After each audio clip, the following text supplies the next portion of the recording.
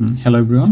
তো আজকে আমি AC05 ব্লুটুথ মডিউলের মাধ্যমে মোটর কন্ট্রোলের থ্রুতে আমি দুটো মোটর কন্ট্রোল করবো এখানে।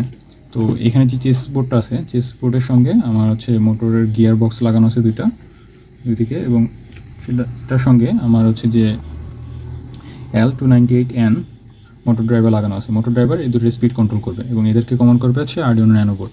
আর আরডিনো ন্যানো বোর্ডের ব্রেকার বোর্ডের সঙ্গে আমার ব্লুটুথ মডিউলটা লাগানো আছে, এই যে দেখাই। এই যে এখন হচ্ছে আমার ফোন থেকে আমি হচ্ছে এটা কন্ট্রোল করে দেখাবো, এবং ফোনের জন্য কিছু কমান্ড আমি এখানে লিখে রাখছি, যে সামনে এফ, ব্যাকে বি, লেফটে আর, এল, রাইটে গেলে আর। আর স্পিডের জন্য 1 থেকে 9 পর্যন্ত ভ্যালুগুলো কন্ট্রোল করবে।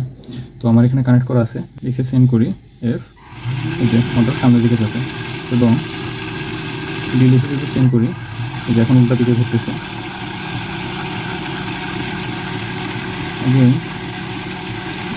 রাইট ক্লিক করি, এই যে এটা ব্যাকের দিকে যাচ্ছে এবং এটা সামনের দিকে যাচ্ছে, মোটর রাইট দিকে টার্ন করবে। এবার স্পিড কন্ট্রোল করবো, আমি যদি 3 লিখে সেন্ড করি, আস্তে আস্তে করতেছে। আবার যদি 7 লিখি, আবার স্পিডে করতেছে, এবং আমার এখানে সঙ্গে সঙ্গে স্পিডগুলো আপডেট হয়ে যাচ্ছে, যে কত স্পিডে যাচ্ছে ব্লুটুথ মডিউল দিতে এখানে আমি করে দেখাবো। 9 মোর স্পিড, 1 2,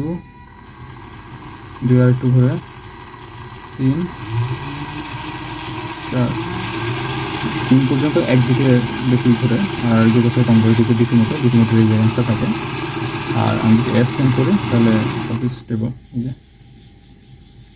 ধন্যবাদ।